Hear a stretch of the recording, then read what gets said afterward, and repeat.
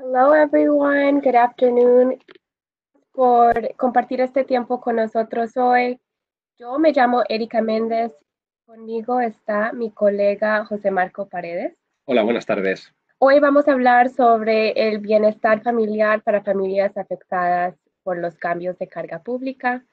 Antes de empezar la presentación, queremos que sepan que va a haber una breve sección de preguntas y respuestas después de la presentación. Por favor, dirige cualquier pregunta o dudas que tengan a la caja de comentario o el chat box que aparece en la pantalla. Al final de la presentación también va a haber un link que van a recibir por correo electrónico, una breve encuesta que nos va a ayudar a continuar estas presentaciones en el futuro. Si en algún momento nosotros no podemos contestar cualquier pregunta o duda que tenga, vamos a hacer un seguimiento por correo electrónico para poder asistirlos en cualquier duda o pregunta que tengan. Y con eso vamos a empezar.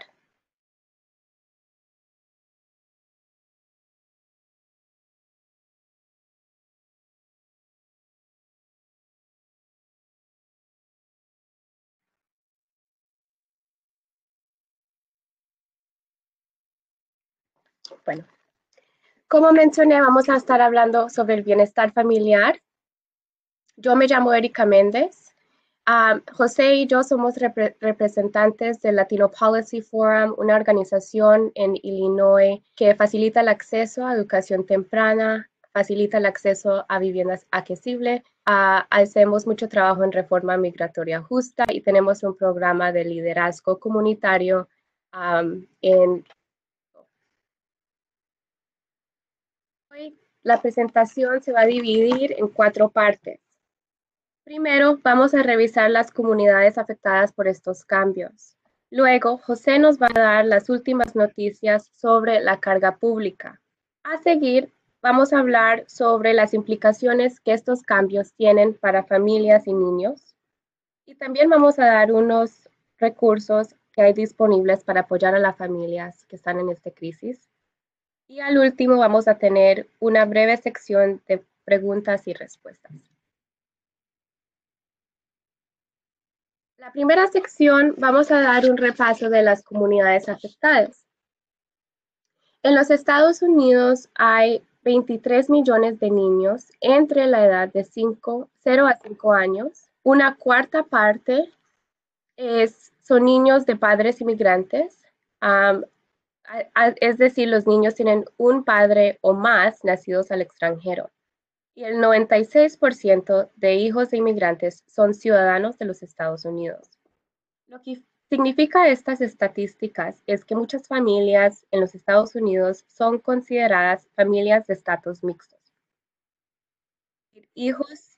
Los hijos tienen ciudadanía para quedarse en los Estados Unidos y derechos a beneficios y programas, y los padres de pronto tienen más limitaciones en tener este mismo acceso a estos programas.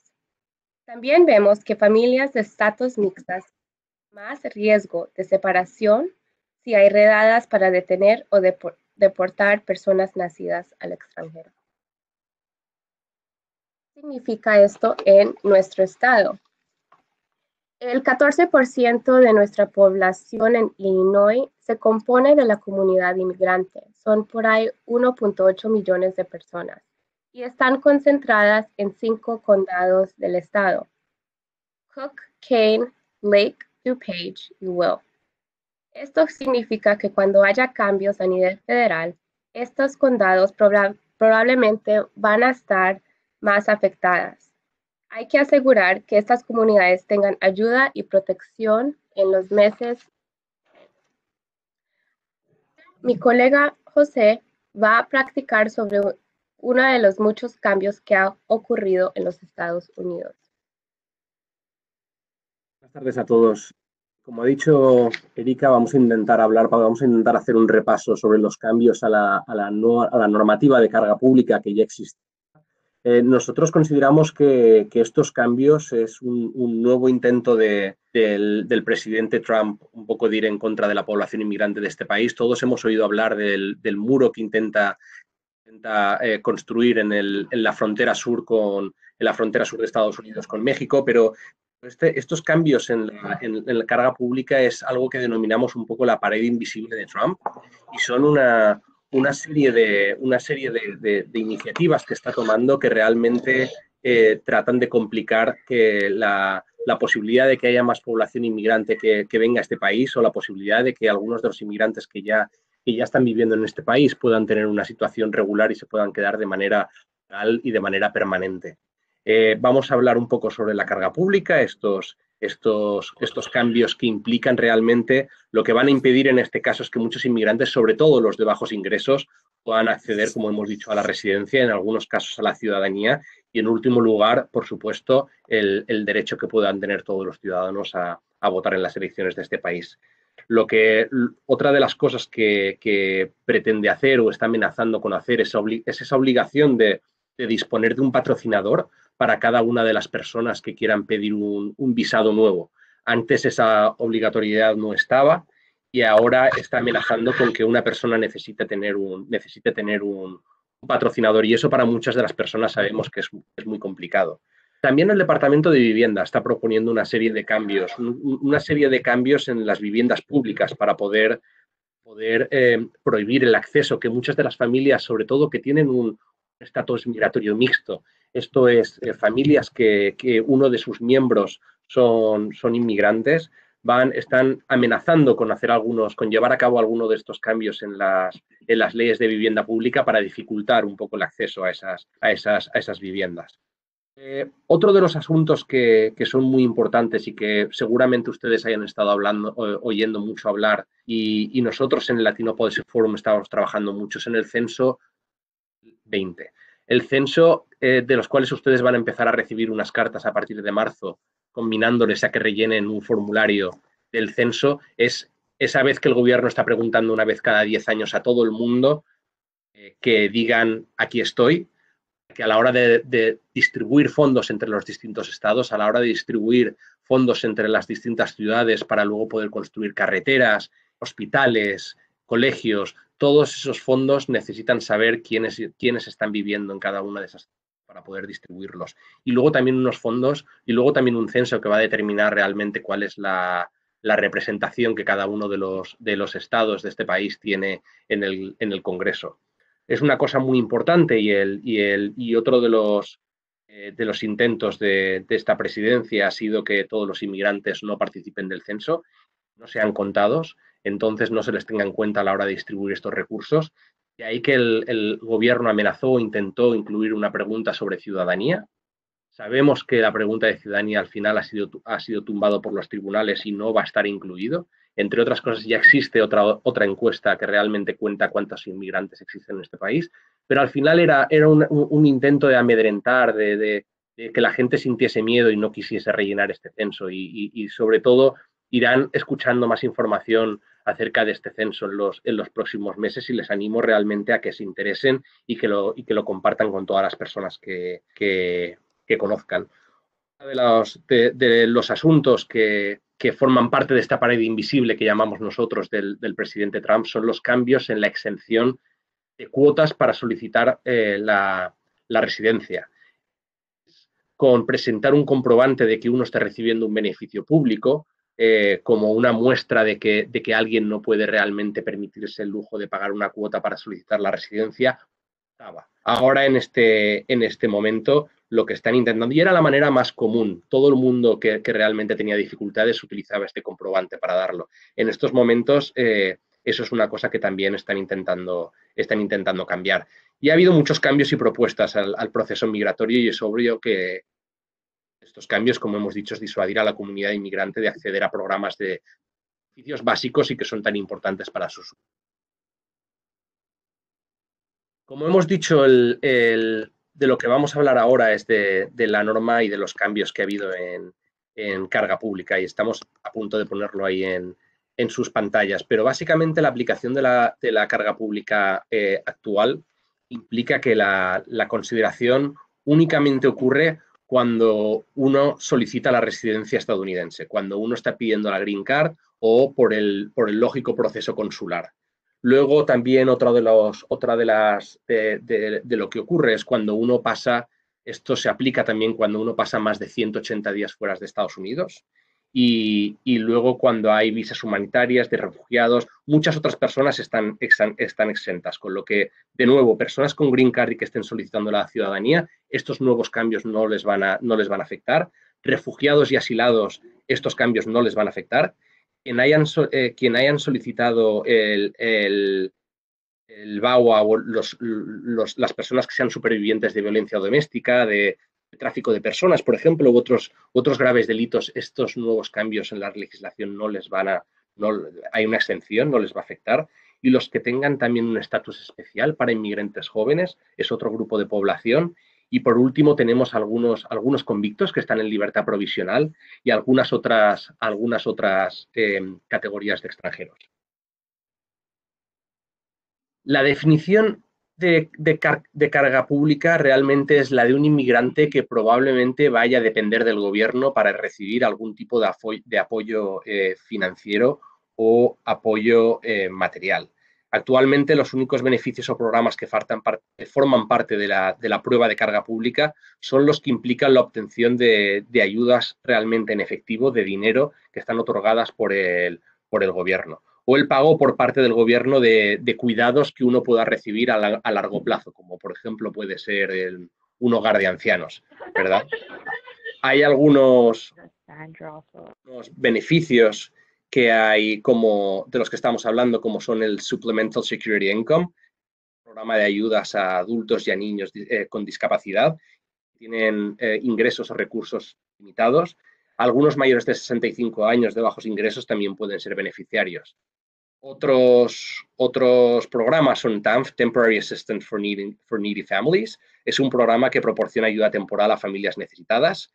Y luego ayudas como los de General Assistance, que son un poco unas ayudas más generales, ¿verdad? Para familias que no tienen recursos. La evaluación de la carga pública. ¿Cómo va a determinar realmente el gobierno que una persona puede convertirse en una carga financiera para el Estado? Van a realizar una especie de examen. En este examen se va a evaluar la edad del solicitante, cuál es su situación, su salud, la situación financiera, de cuántos recursos dispone, ¿verdad? ¿Cuál es la educación que tiene y cuáles son las habilidades que tiene cuando va a quedarse en este país o cuando intenta entrar en este país? Luego una declaración jurada, que es un contrato firmado por una persona que acepta esa responsabilidad financiera.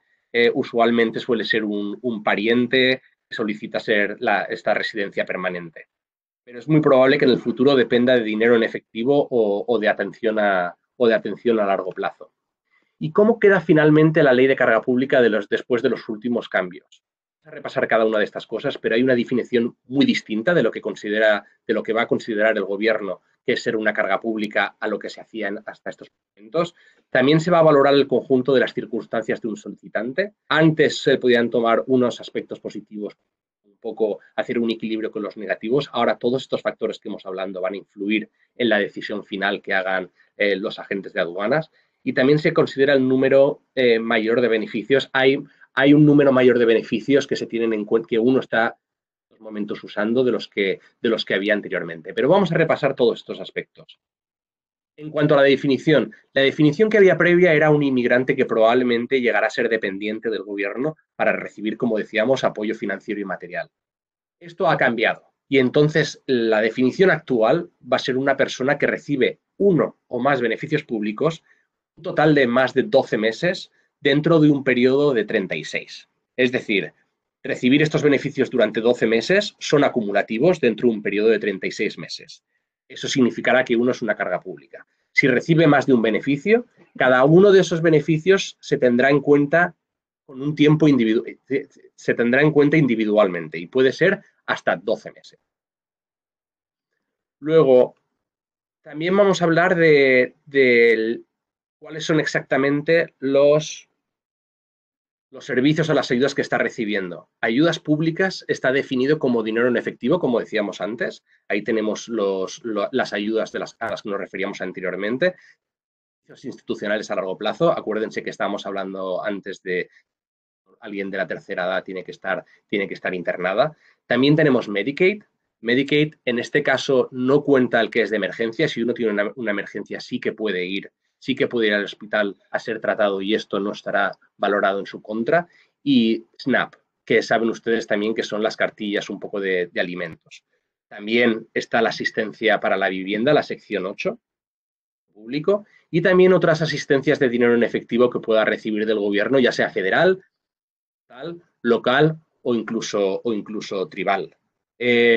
También tenemos que ver cómo que hay el examen a los que unos que todo el mundo tendrá que llevar a cabo. Hay una serie de puntos que dependen un poco de la situación financiera que tiene cada uno de los solicitantes. Luego, algo que puede ser en su contra puede ser la edad de una persona. Si uno tiene menos de 18 años o más de 61, se puntúa negativamente. El gobierno entiende que las personas menores de 18 o mayores de 61 puedan requerir algún tipo de ayuda extra. La condición médica que tenga el solicitante, ¿verdad? Si necesita un tratamiento extenso, si necesita ser institucionalizado o va a interferir con la capacidad de cuidarse a sí mismo y entonces necesite una ayuda externa. Todos estos factores van a ser tenidos en cuenta y van a ir en la contra de cada uno de los solicitantes. Luego también la educación y habilidad. Cómo de preparado está el solicitante para realmente desempeñar un trabajo en este país. El dominio del inglés. Si usted no conoce el idioma, es más probable que no se pueda valer por sí mismo en este país. Y es otra de las cosas que se va a tener en cuenta negativamente. Y luego, como siempre, como ya hemos dicho, va a haber una declaración jurada que alguien se haga responsable financieramente de su situación. Vamos a hablar ahora del nuevo umbral de ingresos. ¿Cuáles? Hemos dicho antes que una de las cosas que van a valorar el Departamento de Aduanas y de Ciudadanía es el nivel de ingresos de las personas que están solicitando entrar en este país o la residencia permanente. Si uno tiene realmente un 125% del nivel de pobreza federal, eso es alrededor de $31.000 para una familia de 4. Si uno tiene menos de ese dinero, va a puntuar en su contra. Y como decíamos, antes he dicho que todas las personas tendrían que estar realmente someterse a este examen para determinar si es una carga pública o no y entonces que le permiten quedarse permanentemente en este país. Pero eso no es del todo cierto porque hay una forma de evitar esta prueba y es que si ustedes ganan, por ejemplo, más de $63.000 al año en una familia de 4 personas. Entonces el gobierno entiende que usted realmente va a poder valerse por sí mismo. ¿Cómo va a avanzar esta norma? La normativa se publicó oficialmente en el Registro Federal en octubre de 2018, de 60 días.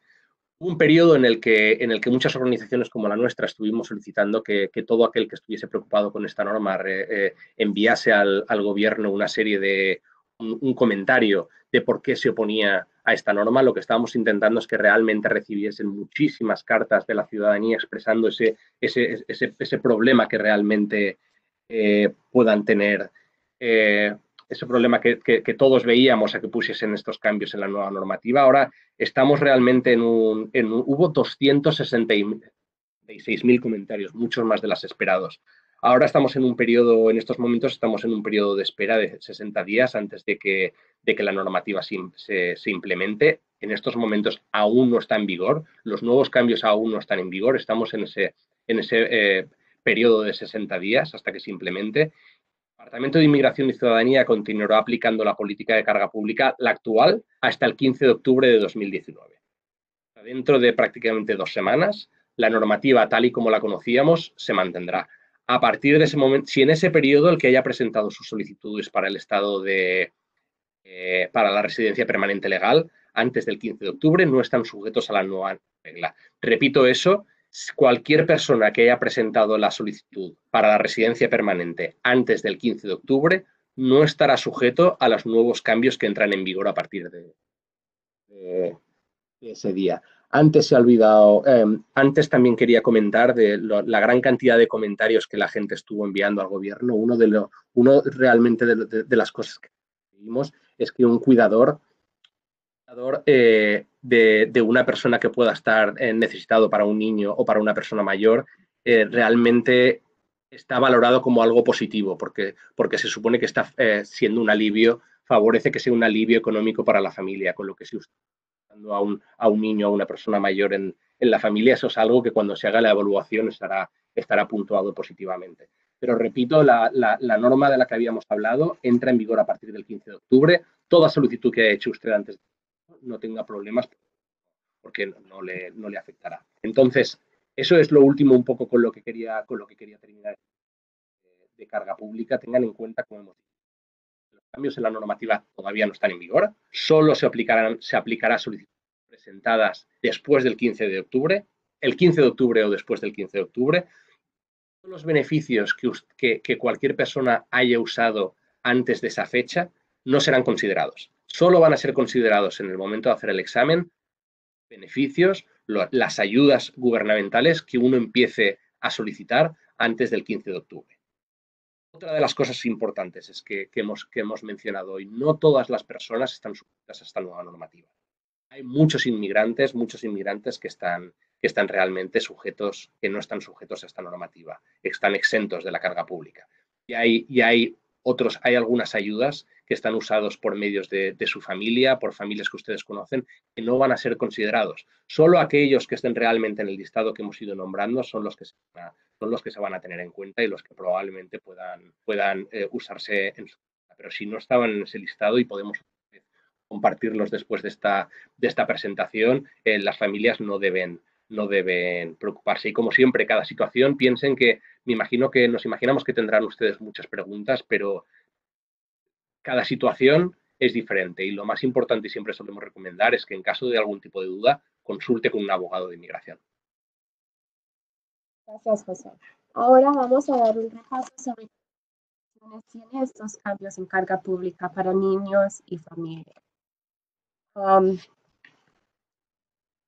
En este momento vemos el clima político, los cambios que hemos repasado anteriormente, está afectando las vidas de inmigrantes, no solamente en nuestro estado, pero en todo el país. Y ha causado mucha incertidumbre porque las familias no saben si va a haber más redadas, más deportaciones, qué cambios va a afectar la manera en que viven en este momento.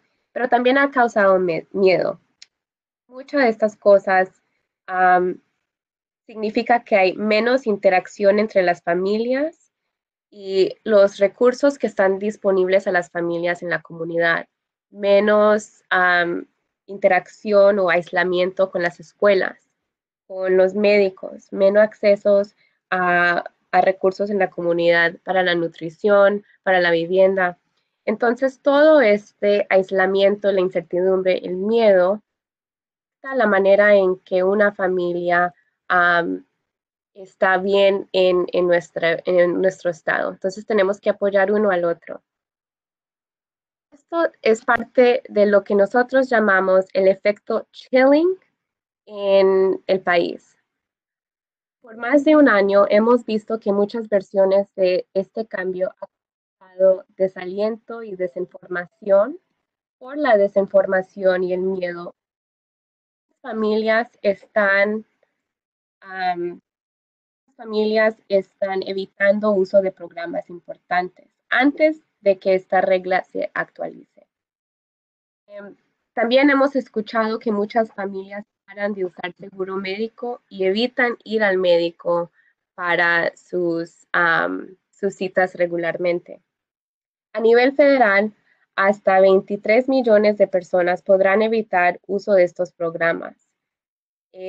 Una investigación encontró que 1 de cada 5 inmigrantes tienen miedo de tener acceso a programas públicos por el miedo que está causando los cambios en esta regla. El Forro hicimos una investigación, una encuesta con muchos representantes, más de 100, y encontramos que el 27% de los que respondieron a la encuesta han dicho que han dejado usar programas y beneficios públicos en el estado de Illinois por el miedo que ha causado estos cambios. Esto tiene implicaciones en el corto plazo porque las familias están tomando decisiones basadas en la información inexacta o equivocada. Hemos visto que hay mucho aislamiento social, que es mucha soledad entre familias. Hemos visto que las familias dejan de usar programas importantes de nutrición, de salud y sociales, las escuelas, la iglesia, partes de nuestras vidas que necesitamos para estar bien. También se vuelve en una carga financiera sobre las agencias locales y estatales para financiar estos programas localmente. Estas implicaciones al corto plazo también se vuelven problemas a largo plazo. Niños muy pequeños no tienen acceso a nutrición, a la escuela, a médicos, y esto causa una interrupción en el desarrollo físico y social. Si los papás tienen miedo de llevar a los niños a la escuela o tienen miedo de salir de su casa, esto va a tener una interrupción en el día a día de los niños. También he visto que esta interrupción disminuye, también vemos que afecta la preparación que tienen los niños en kinder. También vemos que esto tiene implicaciones de salud a largo plazo para niños, especialmente los niños entre las edades de 0 a 3 años. Por el estrés que tiene el ambiente, un niño que está sufriendo del estrés en este ambiente puede tener problemas cuando sean adultos, como diabetes, problemas cardiovascular. También tienen riesgos de problemas de salud mental, como la depresión, la demencia, la ansiedad y bajo autoestima. Específicamente, si las personas en esta presentación quieren más información sobre los cargos de carga pública, hay una página donde pueden buscar estos recursos, protectingimmigrantfamilies.org o pifillinois@povertylaw.org. También van a tener esta presentación mandada a su correo electrónico con la que registraste. Además de ese recurso, el grupo en el estado de Illinois que están trabajando mucho en tratar de parar la regla que pase. También hay recursos que existen en el estado, como los centros de bienvenida para familias. Hay más de 4 centros de bienvenida que nos conecta a servicios sobre cuidado de niños, salud, empleo. En el estado de Illinois hay mucho apoyo para la comunidad que son nacidos al extranjero y siempre cada año el foro y nuestros compañeros siempre estamos pidiendo más dinero y más recursos para tener más protecciones en el estado. El foro creó una guía para una vida segura y saludable que tiene información sobre programas de salud, servicios de inmigración bilingüe, servicios de salud, ayuda con vivienda y distribución de alimentos para ayudar a personas que de pronto quieran buscar servicios en su comunidad, pero tengan miedo, de pronto tienen miedo de tener acceso a beneficios públicos.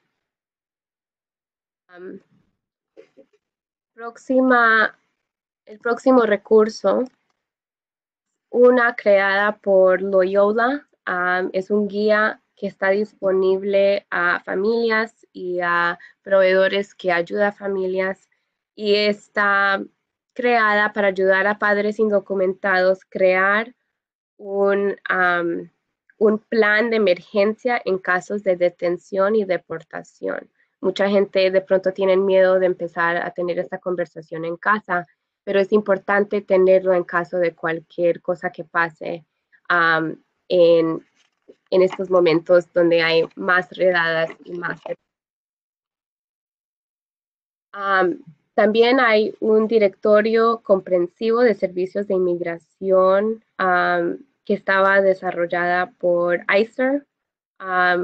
El último La última versión fue creada en junio del 2017, pero hay muchos más en este directorio que en el recurso que creamos el forro.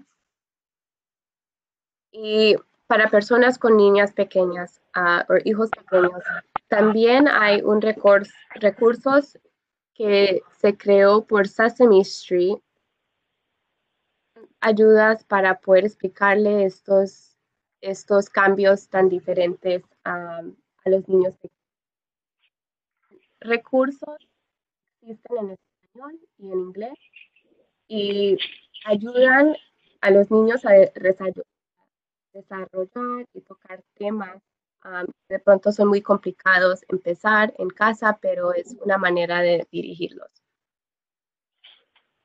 Y últimamente también tienen más información si buscan la página red del Latino Policy Forum. Ahí montamos los recursos que tenemos.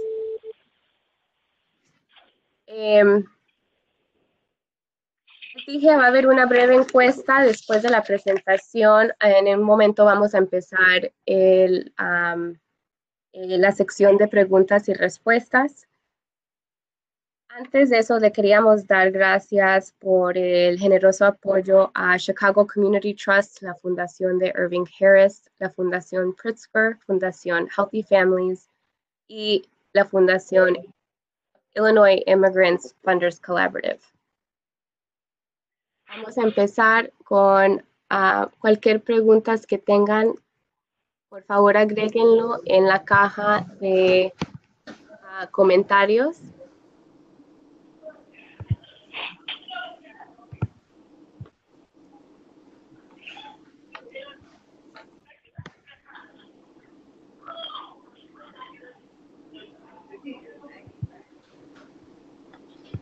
¿Cómo afecta esto los Dreamers? Estas es el DACA o las personas que han recibido DACA y las personas que están sujetos a la carga pública son dos políticas muy diferentes. Si en este momento hay una persona que tiene DACA, tienen permiso para quedarse en los Estados Unidos sin riesgo de deportación. Es muy diferente de una carga pública, que es una persona que está solicitando un green card para quedarse en los Estados Unidos.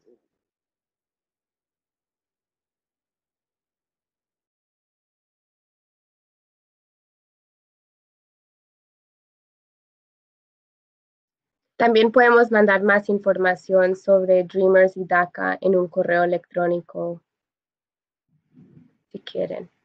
¿Hay alguna otra duda? Van a tener acceso a la presentación, lo vamos a mandar en un correo electrónico con la encuesta que le mencionamos al principio de la presentación.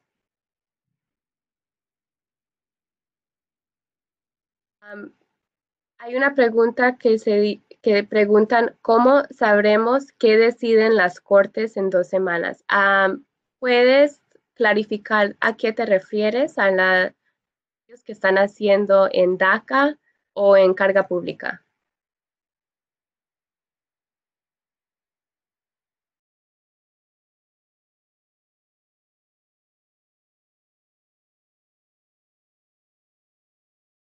Si son preguntas de carga pública, si se registran al correo que les dije de pifillinois.org, ese grupo les va a mandar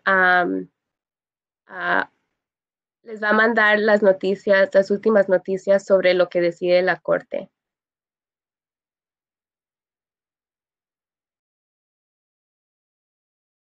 Podemos mandar ese correo electrónico en el seguimiento de correo electrónico, ustedes poder solicitar esa información. Pero como ha dicho Erika, cualquier novedad que pueda haber al respecto de estas normativas en esa dirección de correo electrónico, si ustedes en esa página web, si ustedes se meten y la solicitan, le van a dar toda la información actual.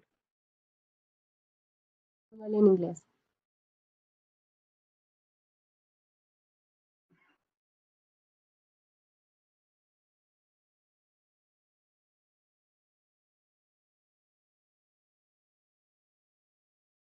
dos directorios en los recursos de la presentación que tienen información sobre abogados de inmigración. Uno es de Illinois Immigrant and Refugee Coalition. Esa es la más comprensiva, tiene muchos recursos y la de Latino Policy Forum solo tiene ayudas de inmigración que sean bilingües y hablen español. Pregunta que si ustedes pueden asistir para hacer, si nosotros podemos asistir a presentaciones de inmigración para padres y que si hay algún costo asociado. En este momento, el Latino Policy Forum sí ofrece presentaciones a la comunidad en español y en inglés y no hay ningún costo. Hay un correo electrónico que está en la presentación. Pueden contactar ese correo electrónico y pedir la presentación.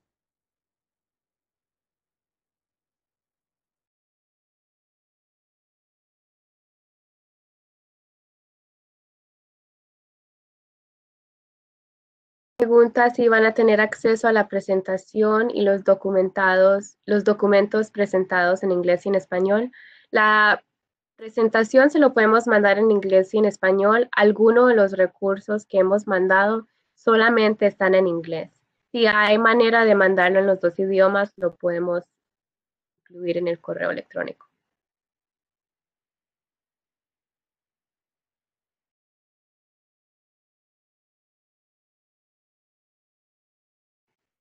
¿Tienen algunos de ustedes alguna última pregunta?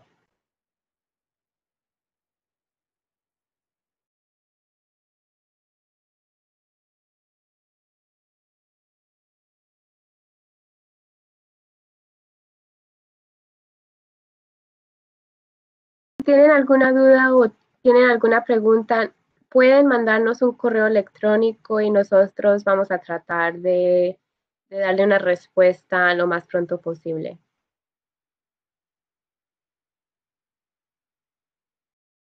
Es lo que terminamos nuestro seminario web. Muchísimas gracias a todos. Muchas gracias. Gracias.